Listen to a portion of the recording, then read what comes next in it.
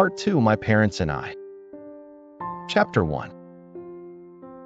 When I returned home, I was unexpectedly surprised to see that my father's health had not changed much since the last time I saw him. "Oh, you're back? I see. Well then, it's wonderful that you've managed to graduate. Wait just a moment. I'll wash my face and be right back."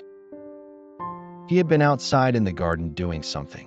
With a thin, grimy handkerchief tied behind his old straw hat for shade, fluttering in the breeze, he made his way around to the back where the well was.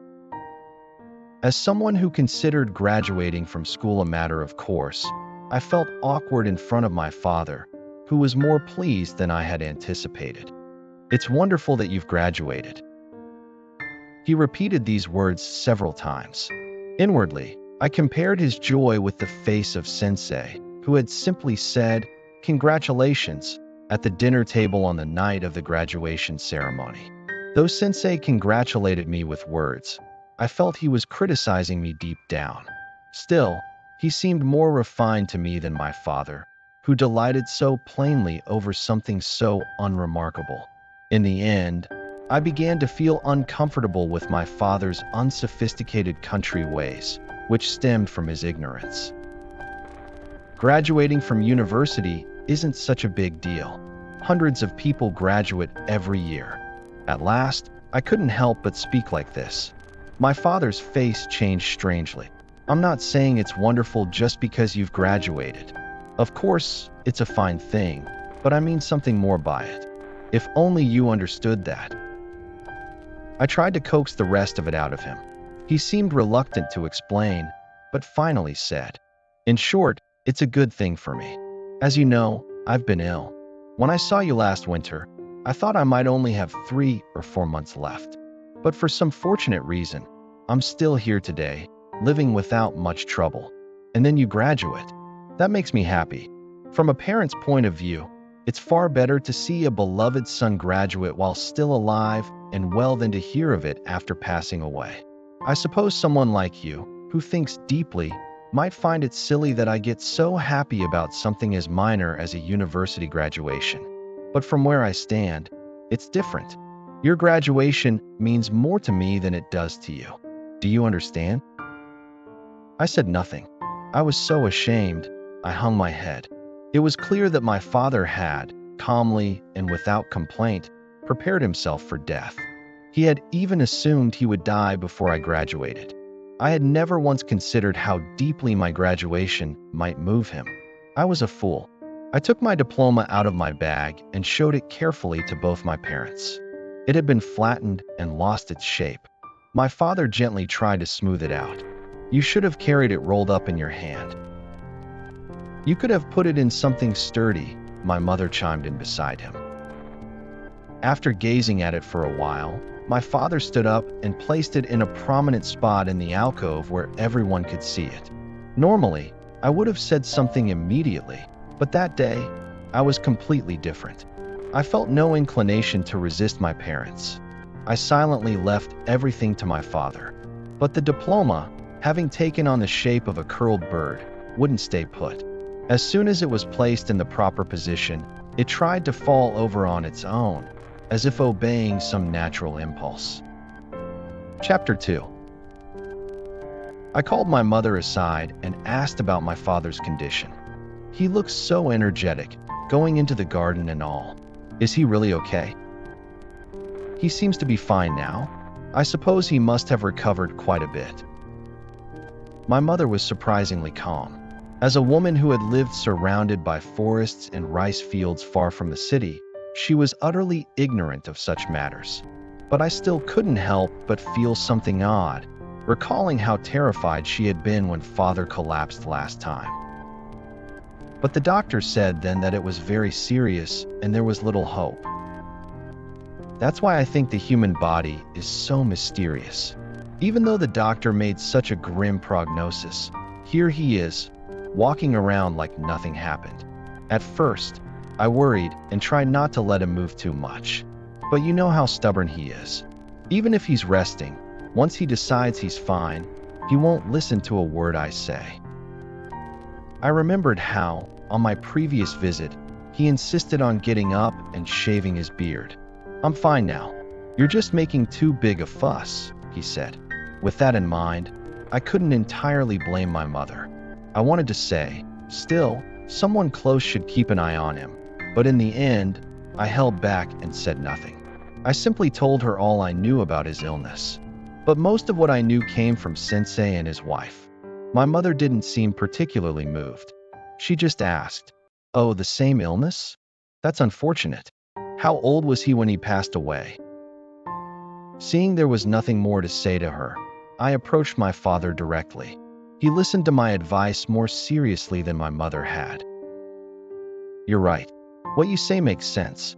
But in the end, this body is mine, and I know best how to take care of it, based on years of experience," he said. Hearing that, my mother gave a wry smile. "See what I mean?"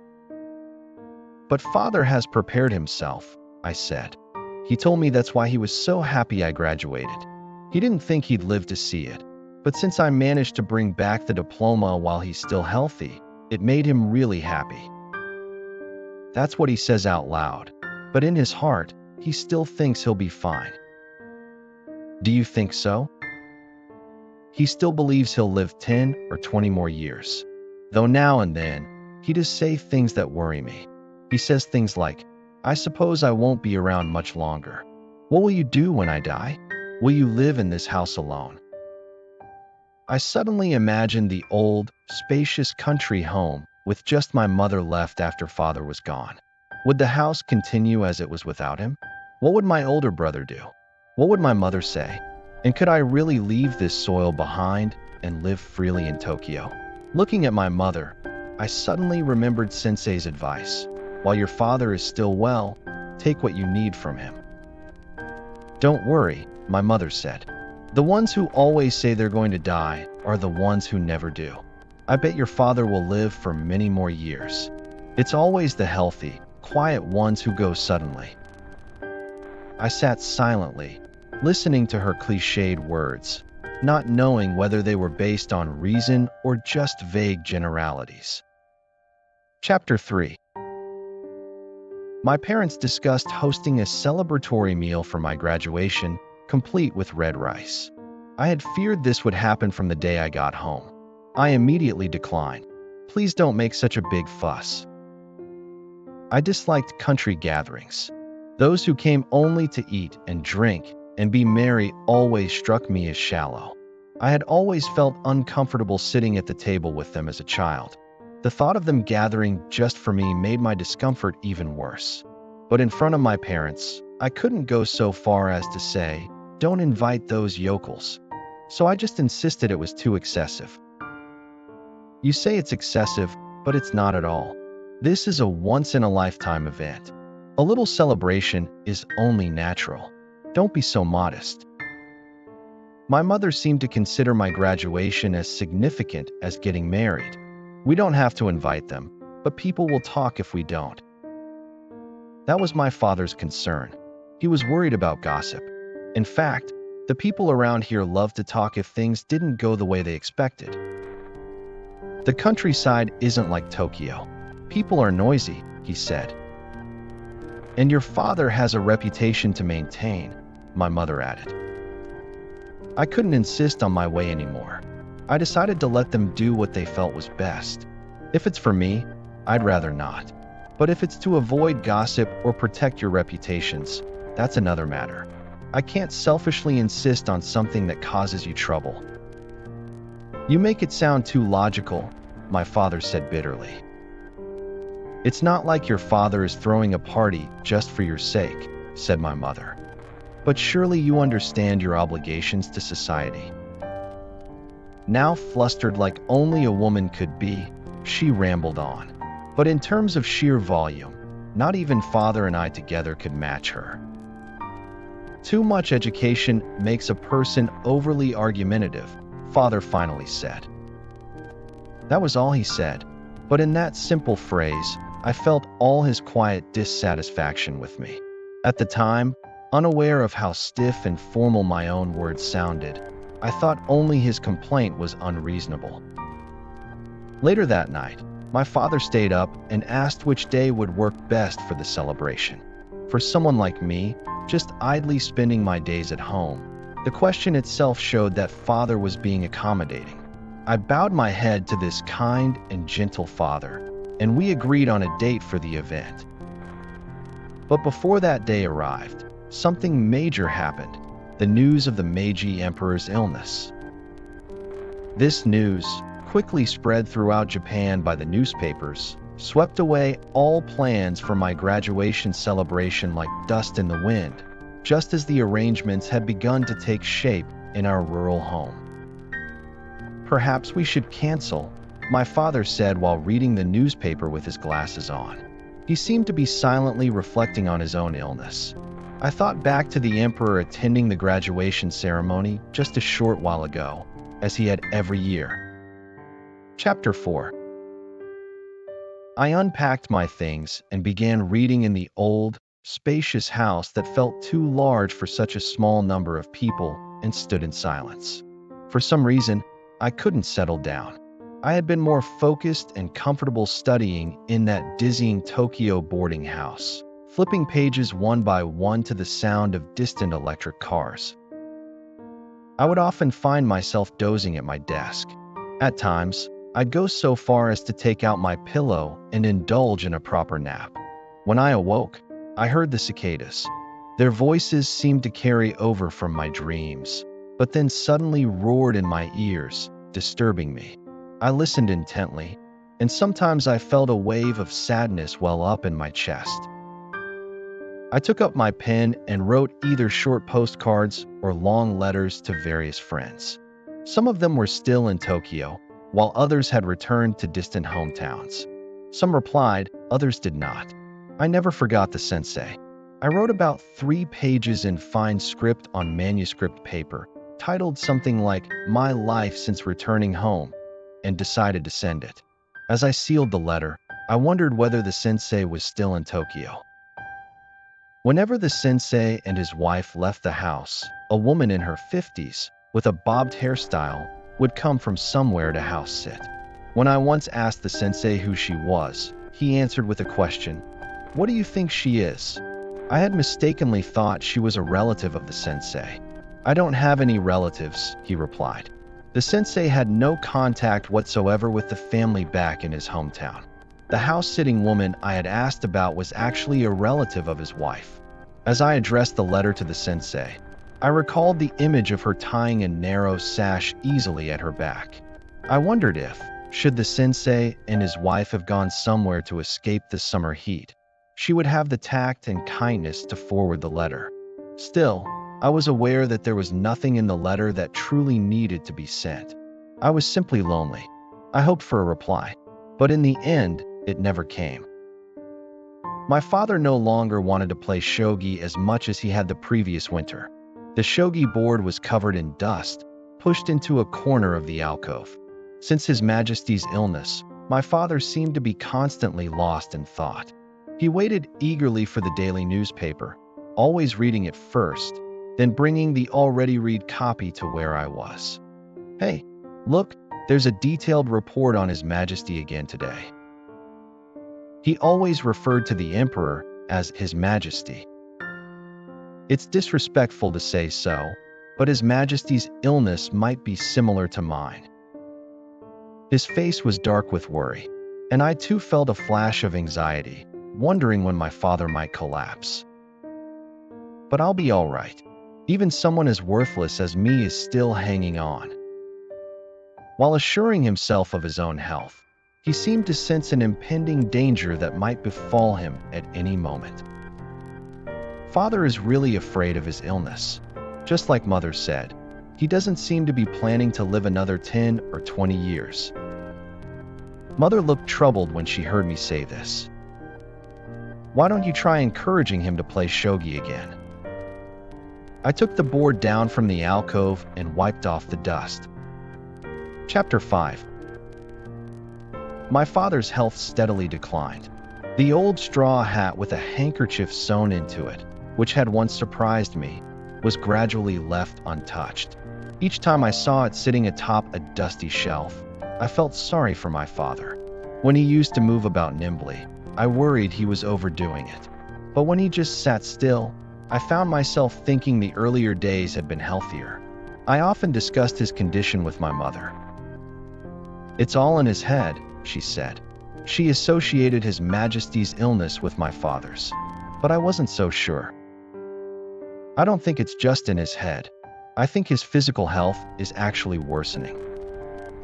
I thought to myself that maybe I should bring in a reputable doctor from afar to have a look.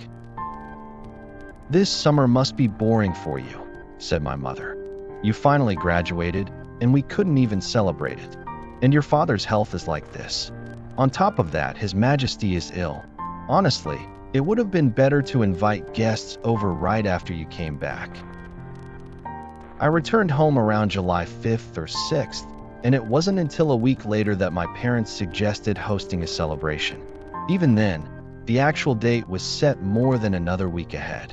Having returned to a leisurely countryside unconstrained by time, I was fortunate to be spared the unpleasant burden of social interactions. But my mother, not understanding me, didn't seem to realize that at all. When news of the emperor's death was announced, my father held the newspaper and said, His Majesty has passed, and I too." He didn't finish the sentence. I went into town to buy morning crepe. I used it to wrap the ball at the tip of the flagpole and attached a fluttering black ribbon about 3 inches wide. I set the pole diagonally out from the side of our gate. Both the flag and the ribbon drooped in the still air. The old gate of our house was thatched with straw. The straw, weathered by wind and rain, had turned pale gray, with visible lumps and dents here and there. I stepped outside alone and looked at the fluttering black ribbon, the white merino fabric of the flag, and the red sun dyed into its center. I watched it all reflected on the worn thatched roof. I remembered the sensei once asking me, "What does your house look like? Is it much different from those in my hometown?" I wanted to show the sensei this old house where I was born. At the same time, I felt embarrassed to show it to him. I returned inside and went to my desk. While reading the newspaper, I imagined what distant Tokyo must be like. My thoughts visualized how Japan's largest city must be moving within a great darkness. Within that moving blackness, I saw the sensei's home as a single point of light. I didn't realize at the time that this light, caught in a soundless whirlpool, was being drawn into it. Nor did I realize that it was destined to be extinguished before long. I thought about writing to the sensei about the recent events. I picked up my pen and started the letter, but stopped after about 10 lines. I tore up what I had written and threw the pieces into the wastebasket. I felt there was no point writing such things to the sensei, and given past experience, I doubted he would reply anyway. I was lonely. That's why I wanted to write, and I hoped he would respond. Chapter 6. Around mid-August, I received a letter from a friend. In it, he mentioned a teaching position at a local middle school and asked if I was interested. This friend, driven by financial necessity, often searched for such positions himself. The job had originally been offered to him, but he had found a better opportunity elsewhere and kindly informed me about the leftover one. I promptly wrote back declining the offer.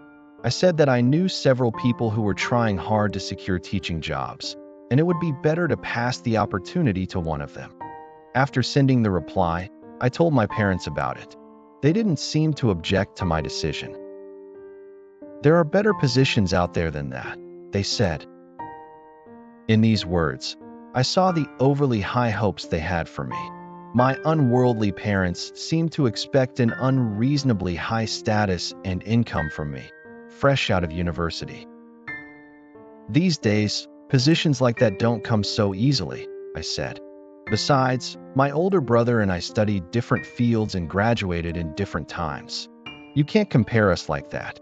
But you've graduated now. At the very least, you need to become independent.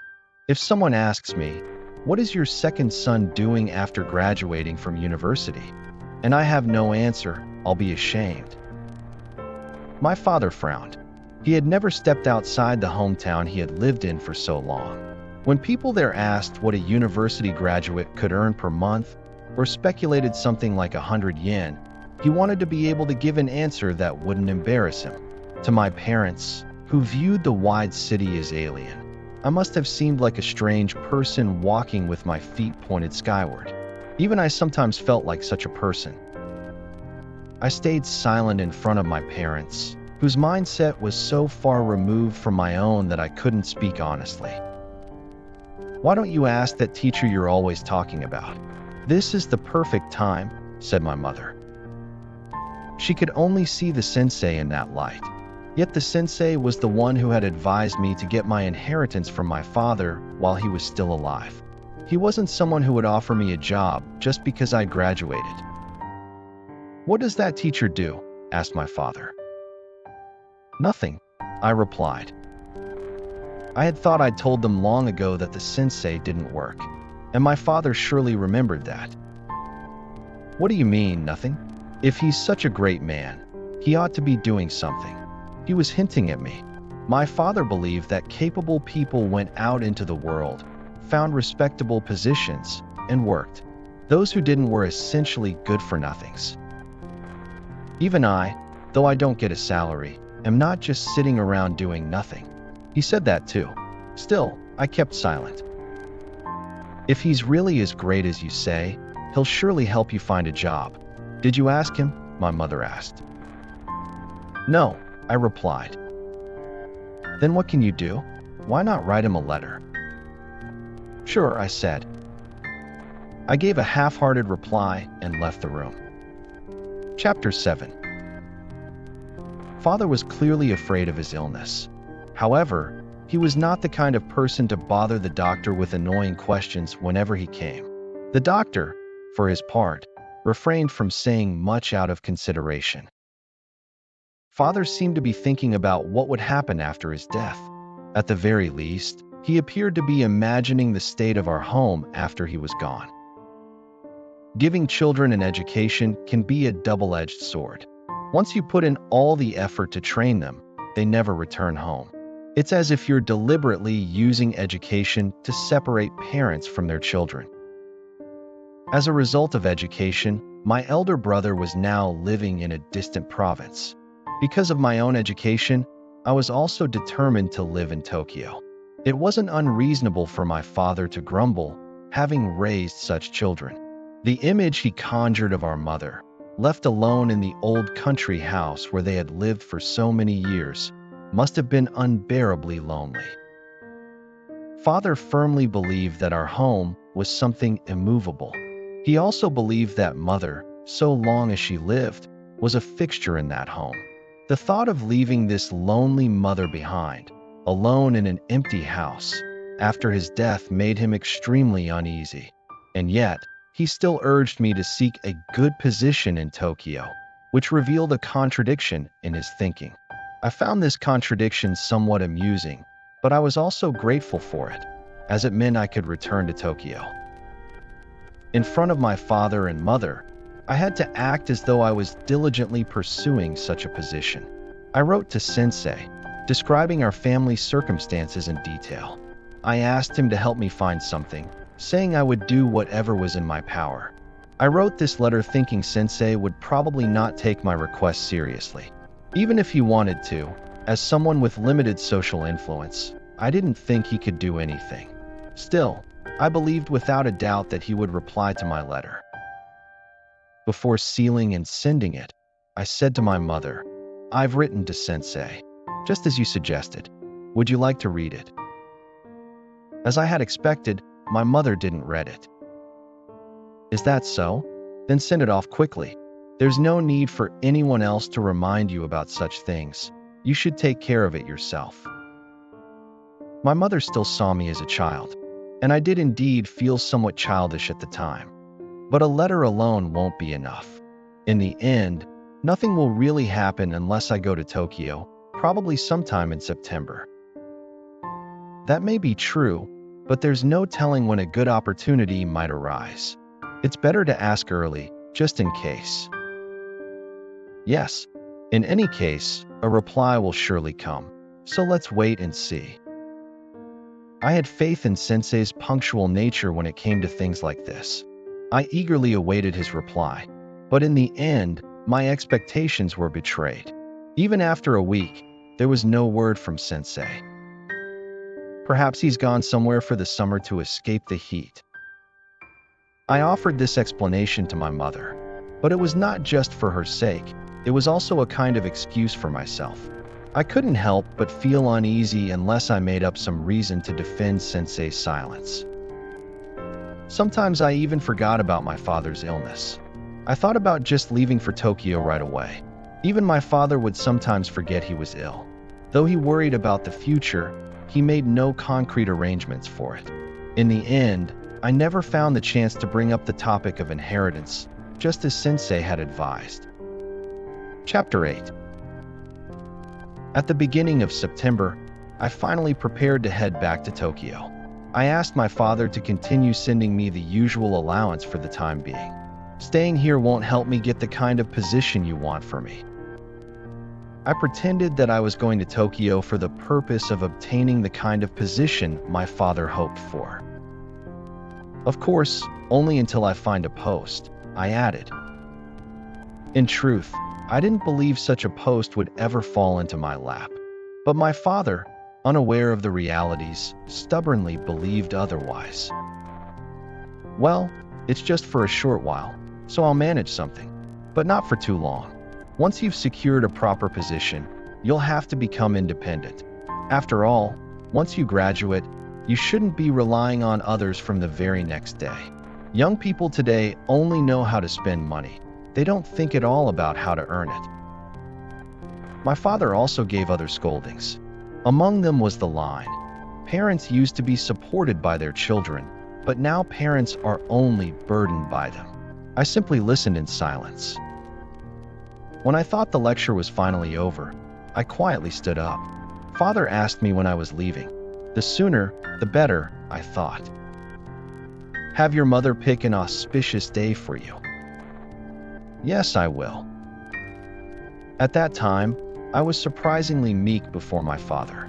I tried not to upset him as I prepared to leave the countryside, but he stopped me again. When you go to Tokyo, this house will be lonely again. It'll be just your mother and me. And even I'm not in good health, you never know when something might happen.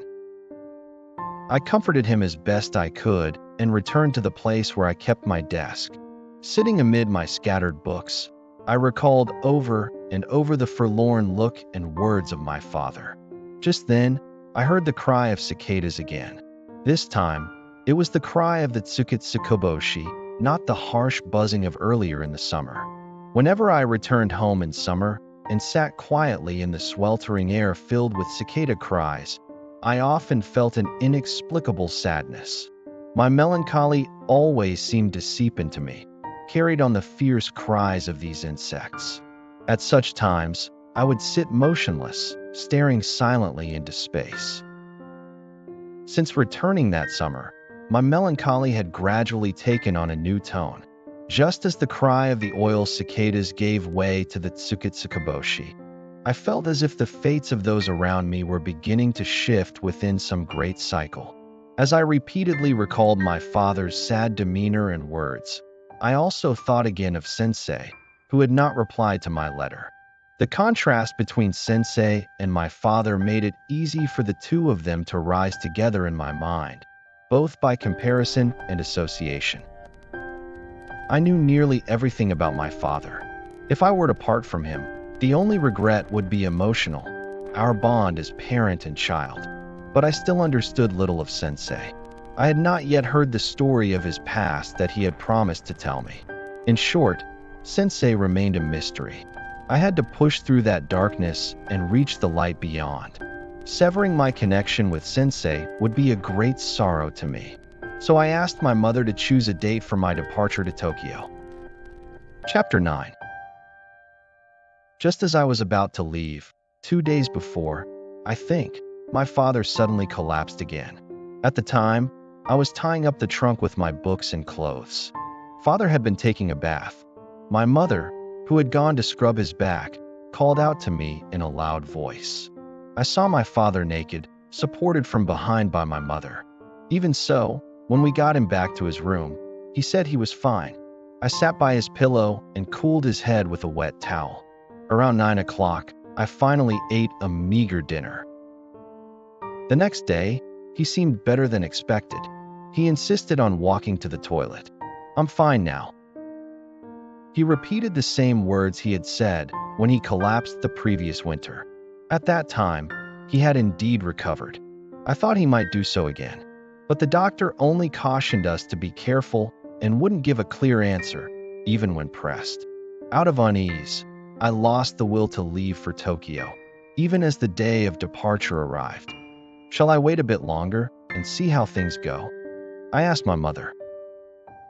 "Yes, please do," she replied.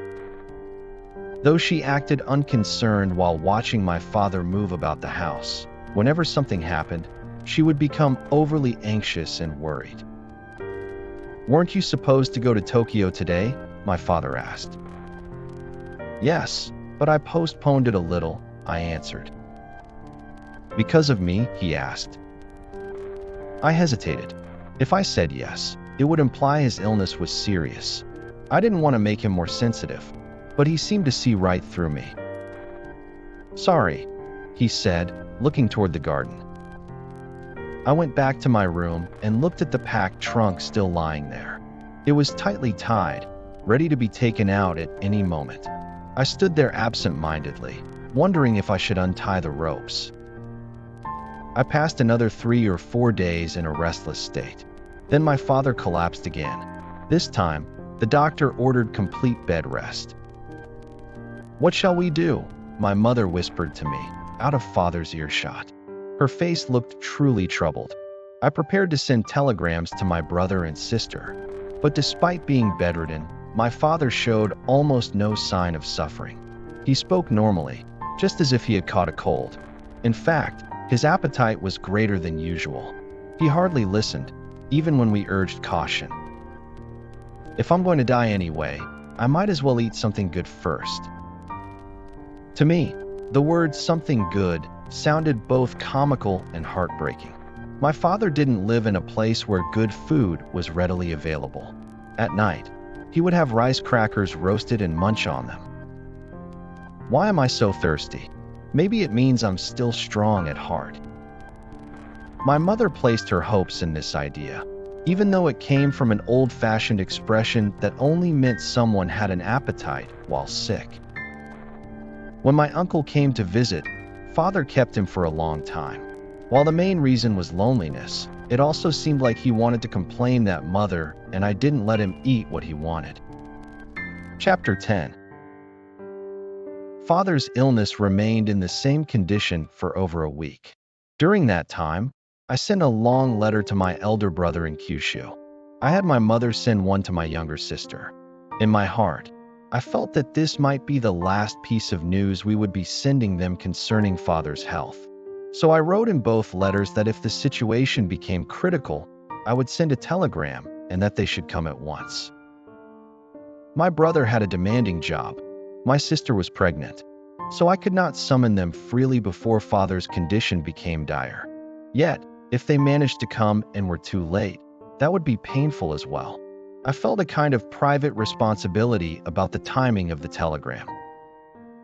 When things become truly clear, even I will know. But until then, please be aware that the danger could come at any moment. This was what the doctor, whom we had summoned from the town where the railway station was located, told me. After discussing it with my mother, we decided, through the doctor's arrangement, to hire a nurse from the town hospital. When the woman in white came to greet him at his bedside, father looked at her with a puzzled expression. Father had long been aware that he was afflicted with a fatal disease, and yet, he didn't recognize that death itself was approaching. When I get better, I think I'll go visit Tokyo again. You never know when a man's going to die. It's best to do whatever you want while you're still alive. Mother responded with forced cheerfulness, saying something like, "Then please take me with you when you go." At times, he grew very lonesome. When I die, please take good care of your mother. I had a distinct memory tied to these words. When I die. I remembered how Sensei had repeatedly said those same words to his wife the night I graduated, when I left Tokyo. I recalled Sensei's half-smiling face and the way his wife had covered her ears, saying such talk was inauspicious. At that time, when I die was a hypothetical. What I heard now was a reality that could come true at any moment. I had not learned how to respond as Sensei's wife had, but I had to say something to comfort my father. Don't say such depressing things. When you get better, aren't you going to visit Tokyo again with mother? You'll be amazed at how much it's changed. Even just the new streetcar lines have increased tremendously. When the streetcars start running, the townscape changes naturally. On top of that, there are urban renewal projects. Tokyo is never still, not for a single minute, day or night. Having no choice, I talked on, even saying things that didn't need to be said. Father listened, seemingly pleased. Because of the illness, our household began to see more visitors. Relatives living nearby came to visit every other day. Some, who lived farther away and whom we rarely saw, came as well. Some left saying things like, "I thought it might be serious, but he seems fine. He's talking normally, and he doesn't look thin at all." The once quiet household gradually grew more restless. Amid all this, Father's illness only worsened. After consulting with my mother and uncle, I finally sent telegrams to my brother and sister. My brother replied at once that he would come. My sister's husband also sent word that they would be leaving soon. Since my sister had suffered a miscarriage during her previous pregnancy, her husband had said he would make sure she was being careful this time. Perhaps he would come in her stead. Chapter 11. Amid all this unrest, I still had some time to sit quietly. Occasionally, I even found time to read 10 pages of a book in one sitting. The trunk I had tightly bound upon returning home had somehow been undone, and I now freely took things out of it as I needed. I thought back to the daily routine I had vowed to follow during the summer when I left Tokyo. What I had accomplished didn't amount to a third of what I had planned. I had experienced many such disappointments before, but never had things gone so poorly as this summer. Though I told myself this was the way of the world, I could not shake off a deep sense of frustration. As I sat with that unpleasant feeling, I also thought about Father's illness. I imagined what life would be like after he died. At the same time, thoughts of Sensei came to mind. I saw two very different images, men from opposite ends of the spectrum in status, education, and character, standing at the two extremes of my gloomy mood. One day, as I sat brooding amid scattered books, my mother peeked in. "Why don't you take a nap? You must be tired." She didn't understand how I felt, nor was I child enough to expect that she would. I simply thanked her.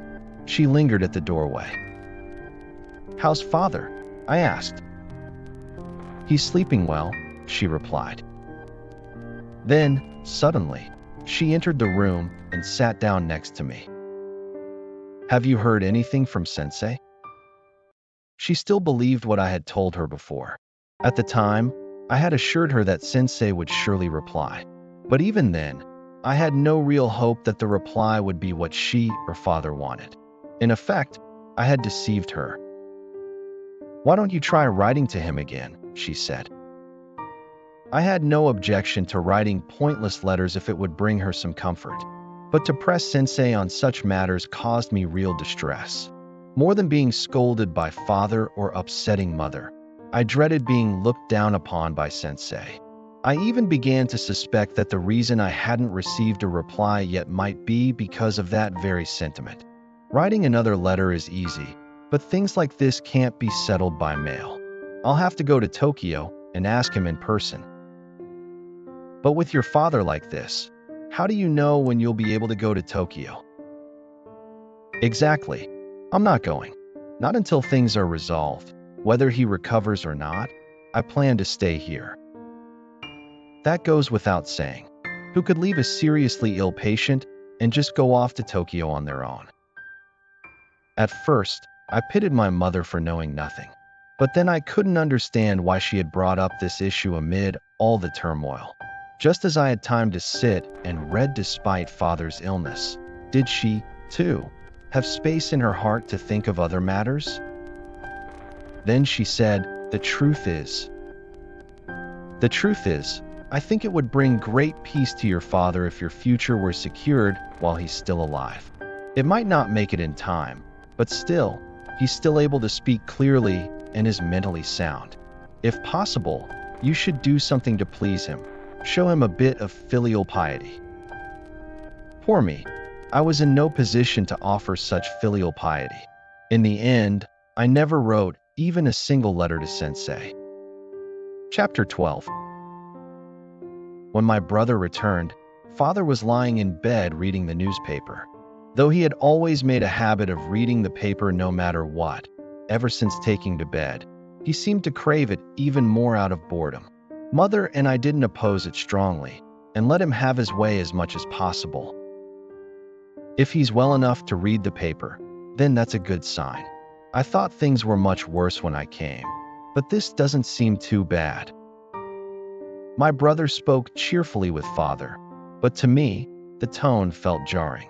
However, when we stepped away from father and spoke alone, his demeanor was more somber. Should he really be reading the newspaper? I think so too, but he won't be satisfied unless he reads it. There's nothing I can do. My brother listened to my explanation in silence. After a moment, he said, Can he really understand it? He seemed to have observed that father's cognitive abilities had dulled considerably due to his illness. That's for sure. I sat by his bedside for about 20 minutes earlier, talking with him, and there wasn't a single sign of confusion. From how he seems now, he may still have quite a bit of time left. My sister's husband, who arrived shortly after my brother, had an even more optimistic view. Father asked him various questions about my sister. With her condition, she shouldn't be bouncing around on a train. If she pushes herself to come visit, I'll end up worrying about her instead. He also said, Once I get better, I'll come see the baby myself. It's been a while since I've been out that way anyway. When General Nogi died, father was also the first to learn about it from the newspaper. This is terrible, he said. None of us knew what was going on and were startled by his sudden outburst. I really thought he'd finally lost his mind, my brother later said to me. I was shocked too, my sister's husband added in agreement. At the time, the newspaper was full of headlines that caught the attention of country folk.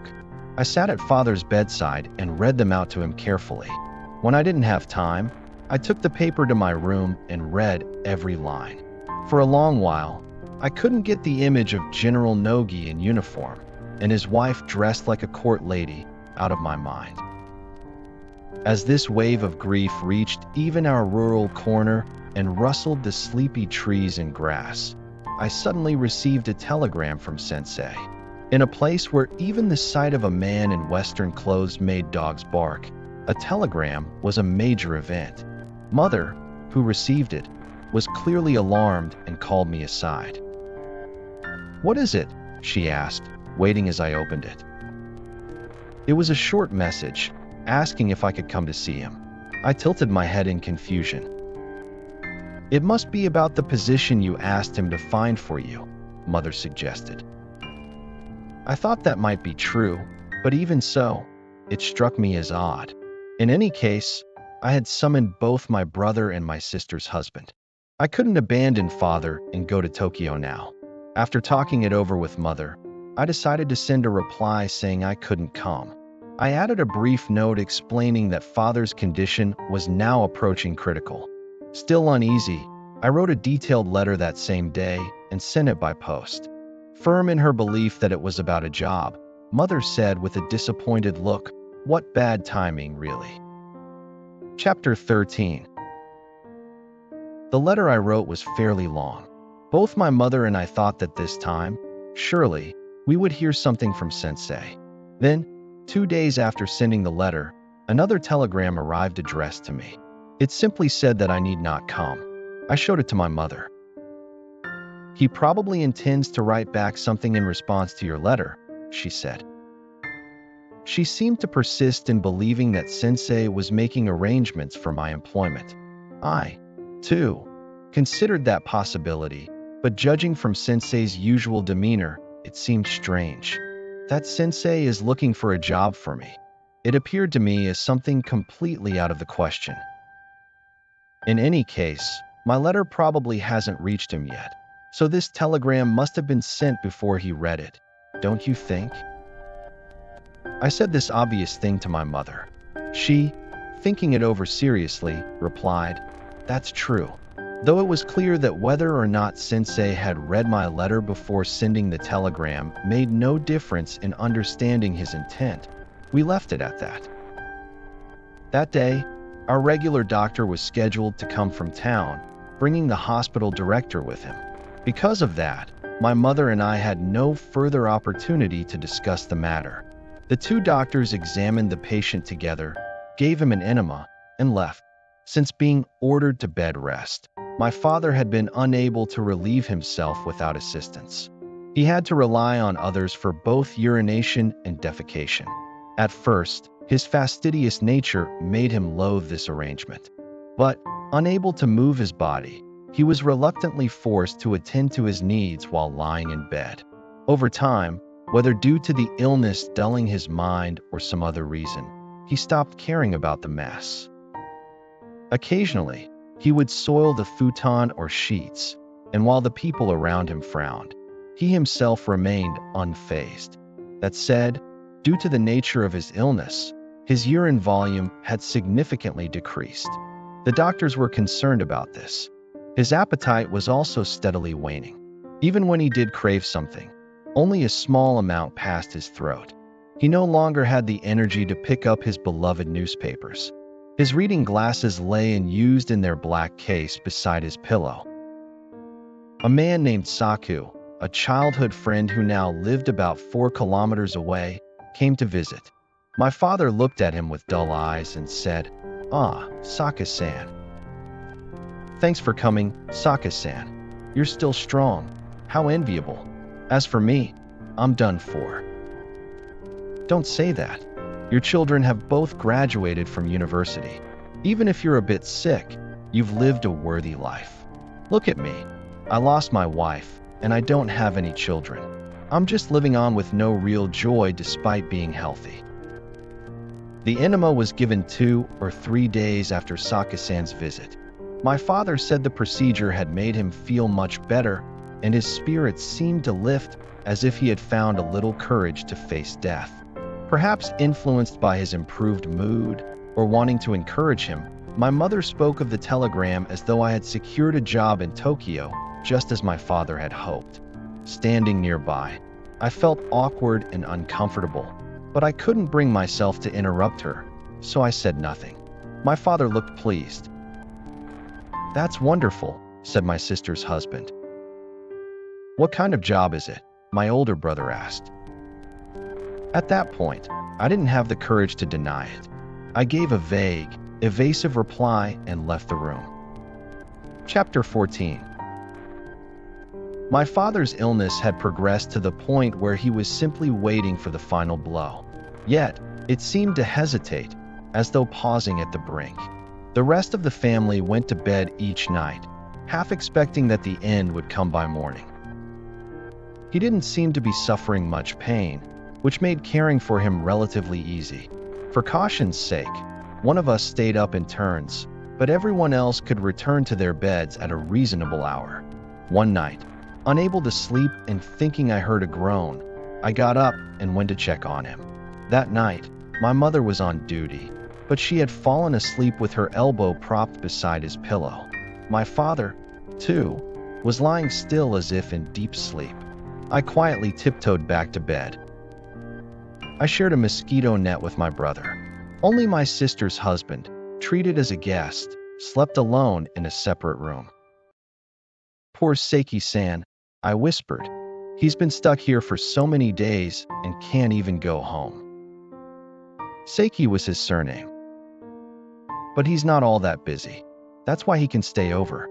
It's probably harder for you than for him, having to be here so long, I added. There's no helping it. This isn't like other matters, my brother replied. Lying side by side, we exchanged such words before sleeping.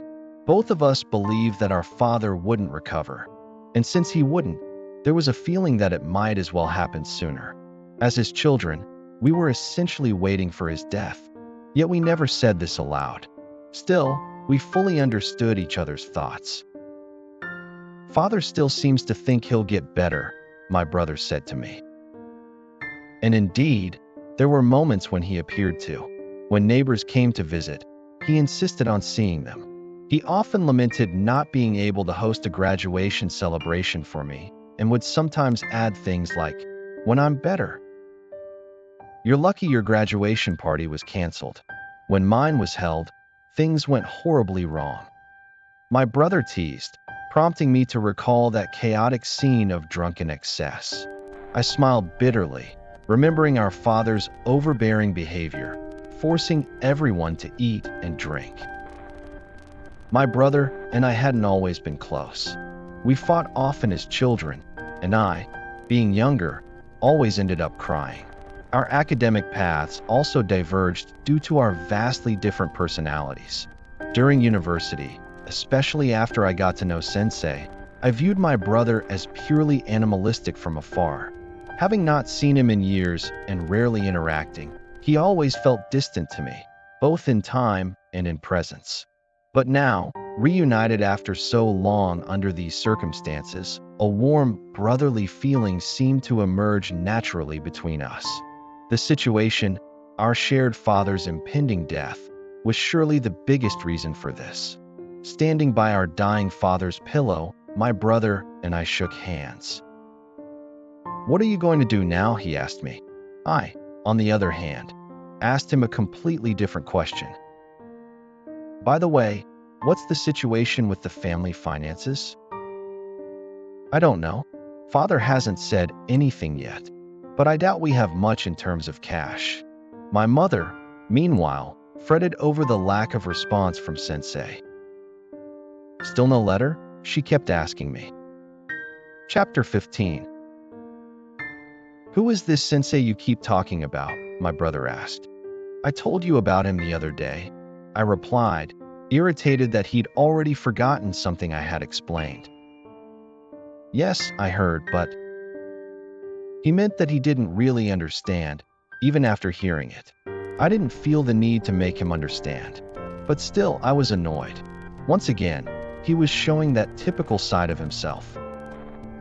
Since I spoke of Sensei with such respect, my brother assumed that he must be some prominent figure, at least a university professor or something of that sort. To him, a person without a name or title held no value. On this point, he and our father were identical. But whereas our father was quick to assume Sensei did nothing because he was incapable, my brother thought that someone with real ability choosing to do nothing was even worse. "An egoist is no good," he said. "Trying to live without doing anything is just laziness. A person should make use of their abilities. It's dishonest not to." I wanted to ask him whether he truly understood the meaning of the word egoist that he was throwing around.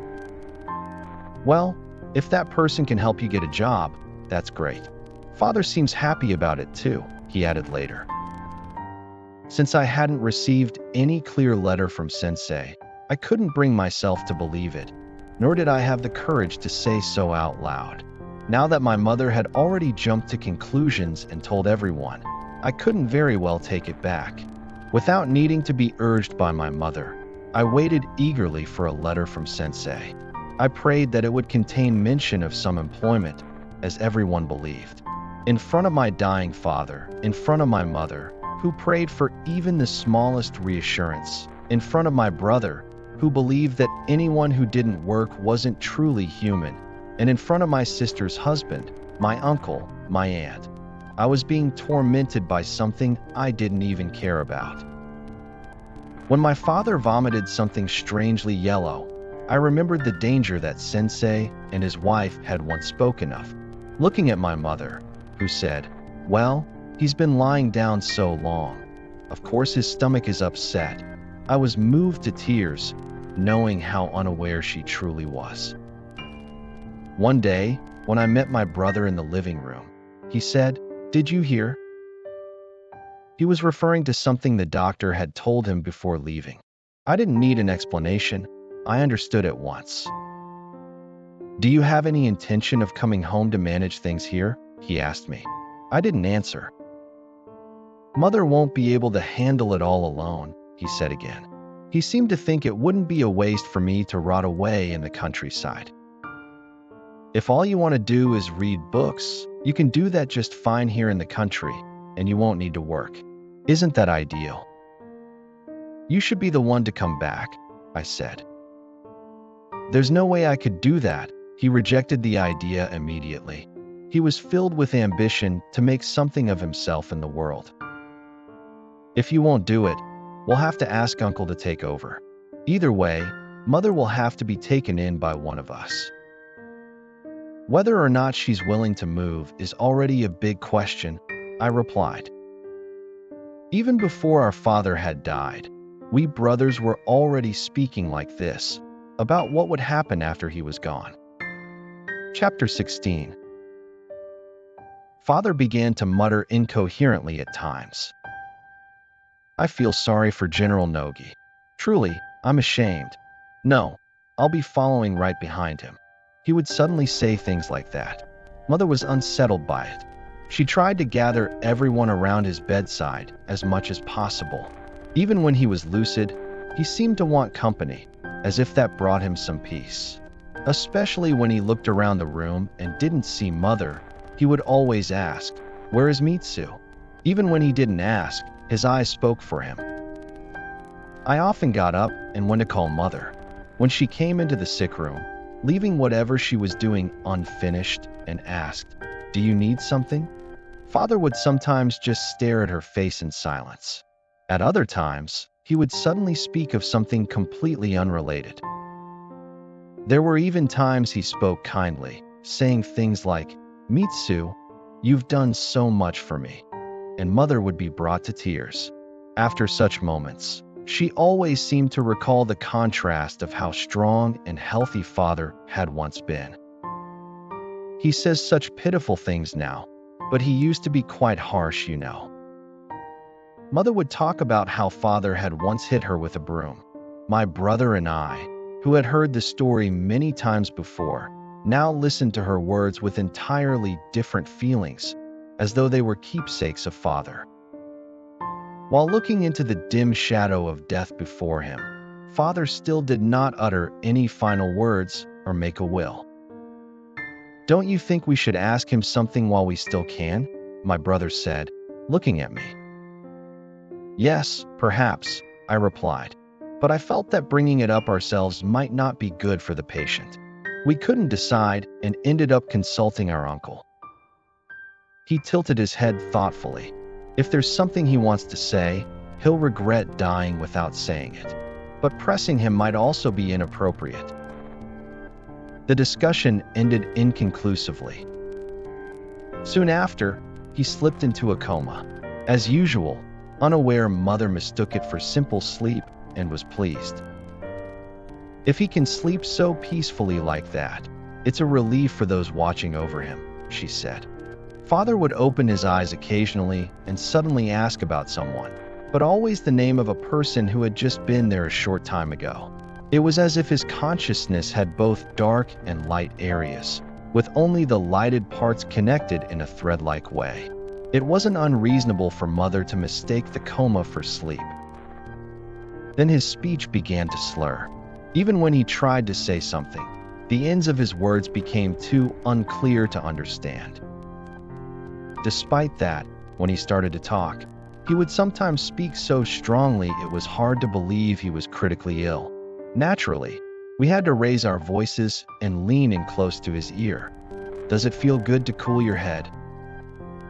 "Yeah." I changed his water pillow with the nurse and placed a new ice bag on his head. While the jagged ice settled inside the bag, I gently held it to the edge of Father's bald forehead. Just then, my brother came down the hallway and silently handed me a piece of mail. I reached out with my free left hand to take it and immediately felt suspicious. It was much heavier than a normal letter. It wasn't in a regular envelope either, and clearly not the kind of thing that would fit in one. It was wrapped in Japanese paper and sealed carefully with glue. As soon as I took it from my brother, I realized it was registered mail. Turning it over, I saw the sender's name, Sensei, written in neat handwriting. Since I couldn't open it with both hands occupied, I slipped it into my pocket for the moment. Chapter 17. That day, the patient's condition seemed especially poor. When I stood up to go to the lavatory, my brother, who I passed in the hallway, challenged me like a guard. "Where are you going?" "The situation's looking a little worse. We should stay by his side as much as possible," he warned. I thought the same. I left the letter in my pocket and returned to the sick room. Father opened his eyes and asked Mother to name each person standing around him. She explained one by one, and Father nodded each time. When he didn't, Mother raised her voice and asked, "Do you understand? It's so and so." "Thank you all for your care," Father said, and fell back into unconsciousness. Everyone stood silently around him for a while, watching. Eventually, one person stood and left for the next room. Then another. I was the third to step away and return to my own room. I had a purpose: to open the letter I had earlier slipped into my pocket. I could have read it at Father's bedside, but the length was too great to get through in one sitting. I needed some private time. I tore through the thick wrapping paper, revealing what looked like manuscript pages, neatly written within ruled lines. It had been folded 4 times for mailing. I reversed the creases to flatten it and make it easier to read. I was stunned, wondering what this massive bundle of pages and ink was going to tell me. At the same time, I was uneasy about the sick room. I had a foreboding sense that something would happen before I finished reading. I couldn't settle my mind enough to focus. I anxiously read only the first page. "When you question me about my past, I lacked the courage to respond. Now, before you, I believe I've found the freedom to tell it clearly. But that freedom is only a fleeting one that will disappear if I wait for your return to Tokyo. If I don't take advantage of this moment, I will forever lose the chance to let you experience my past, even indirectly. That would render the promise I made that day a lie. So I have chosen, reluctantly, to write what I could not say aloud." That was when I finally understood the reason behind the length of this letter. I had never believed Sensei would write to me about my livelihood or anything like that. But why? I wondered, had Sensei, who disliked writing, gone to such lengths to document that incident and send it to me? Why couldn't he wait until I returned to Tokyo? He speaks because freedom has come, but that freedom must also be lost forever. I repeated these words internally, struggling to grasp their meaning. Suddenly, I was overwhelmed by a sense of dread. I wanted to continue reading. Just then, my brother's loud voice called from the sick room. Startled, I stood up and ran down the hall toward the others. I prepared myself for the moment, the final moment for Father. Chapter 18. At some point, the doctor had arrived. He was preparing to perform another enema to ease the patient's discomfort. The nurse, tired from the previous night, was asleep in another room. My inexperienced brother fumbled awkwardly. When he saw me, he said, "Lend a hand," and sat down. I took his place and helped place the oiled paper under Father's hips. Father seemed to relax slightly. After about 30 minutes at the bedside, the doctor observed the effects of the enema and got ready to leave. He reminded us clearly that we could call on him at any time if anything happened. I left the sick room again, intending to resume reading Sensei's letter. But I couldn't calm down. I felt like my brother would call me again at any moment, and that it would be the last time. The thought made my hands tremble. I flipped through the pages meaninglessly. My eyes scanned the carefully written characters, but I couldn't take in the content. Not even enough to skim. I flipped to the last page, then tried to fold it back into place. Just then, a line near the end caught my eye. When this letter reaches your hands, I will likely no longer be in this world. I will probably be dead. I froze. My restless heart suddenly felt like it had been sealed in ice. I quickly flipped back and began reading again, backwards, trying to catch one line at a time. What I wanted to know at that moment was only one thing: whether Sensei was still alive. His past, his dark, unresolved past that he had promised to share with me, was now irrelevant. I flipped through the pages, frustrated that this long letter would not immediately give me the knowledge I needed. I returned to the sick room to check on Father. The room was quieter than expected. Mother sat there, looking tired and helpless. I beckoned to her and asked, "How is he doing?" She replied, "Seems like he's doing a little better now." I leaned in and asked Father, "How are you feeling after the enema? A bit better?" He nodded. Then, clearly, he said, "Thank you." His mind was surprisingly lucid. I went back to my room and checked the clock, then looked at the train schedule. Suddenly, I stood up, retied my sash, and stuffed Sensei's letter into my sleeve. I slipped out the back door and hurried to the doctor's house. I wanted to ask him, clearly, how long Father might last. 2 days? 3? I wanted to beg for injections or anything that might prolong his life. But the doctor was out. I couldn't wait quietly for him to return. I had no peace of mind. I had the rickshaw rush me to the station. At the station, I pressed a scrap of paper against the wall and scribbled a quick note to Mother and my brother. It was very brief, but I figured a note was better than disappearing without a word. I gave it to the rickshaw driver and asked him to deliver it to our house at once. Then, with a determined heart, I boarded the train to Tokyo. Inside the noisy third-class carriage, I finally pulled Sensei's letter from my sleeve and read it straight through, from beginning to end.